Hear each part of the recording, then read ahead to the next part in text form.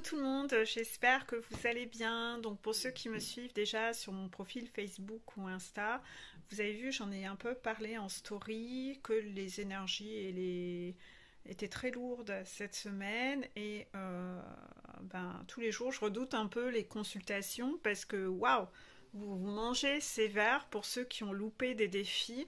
Je voulais rappeler quelque chose d'important. J'en avais parlé dans une vidéo. J'essaierai de remettre le lien. J'avais expliqué que sur une phase de transformation, quand on se transforme, qu'on monte sa montagne, il y a des moments où vous avez reçu déjà des leçons, des choses à lâcher pour vous transformer et expérimenter des choses. Vous savez que les expériences de vie que l'on attire dans la vie sont là pour nous transformer et nous apporter des compréhensions. Et en fait, à un moment, vous pouvez avoir l'impression que vous avez comme des phases de repos, comme des phases de plateau, qui ne sont pas réellement des phases de repos.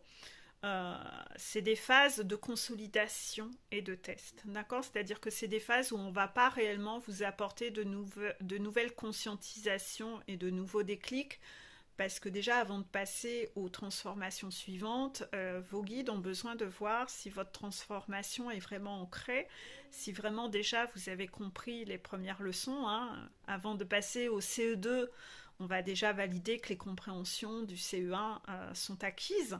Donc on vous fait des petites interrogations, etc. C'est un peu comme ça quand vous êtes à l'université, à la fac, etc. dans vos études. Avant de passer aux leçons suivantes, on va déjà valider que vous avez vraiment bien compris les leçons précédentes.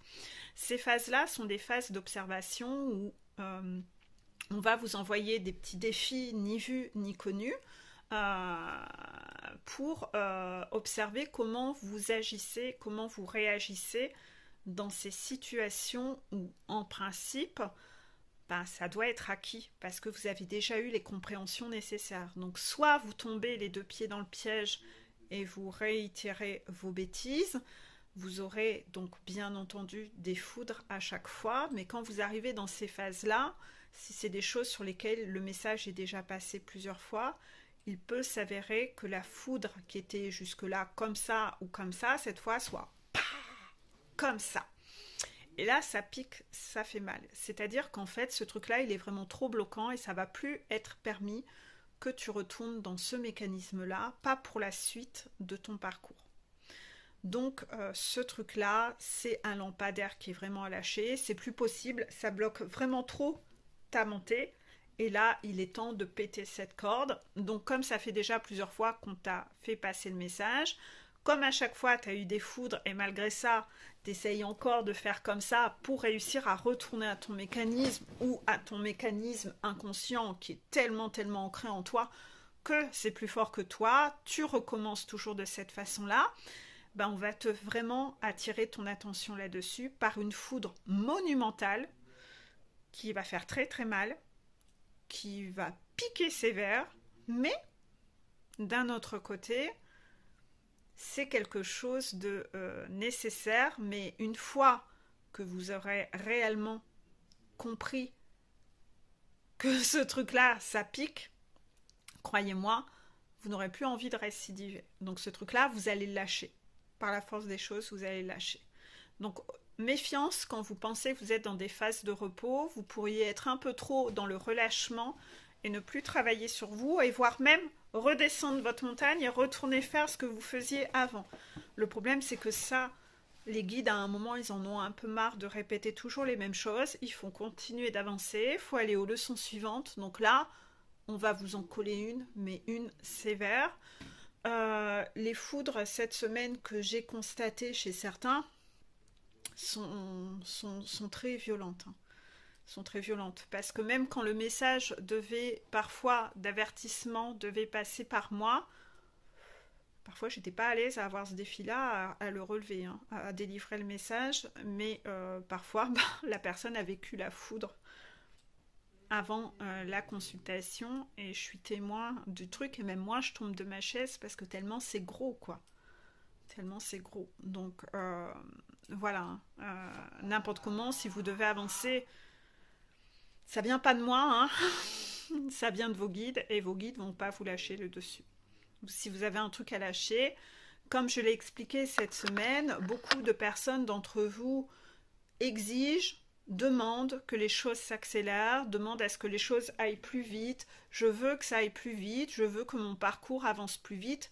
Vous le demandez tellement, alors que d'un autre côté, vous continuez à faire les trucs du passé, que cette pression que vous allez tellement reporter sur autrui de je veux, je veux, je veux, les guides vont dire ouais, bah, tu veux, tu vas surtout appliquer les conseils et crois-moi, là tu vas t'en prendre une, mais tu vas t'en prendre une sévère parce que tu continues à faire de la merde depuis un certain temps quand même.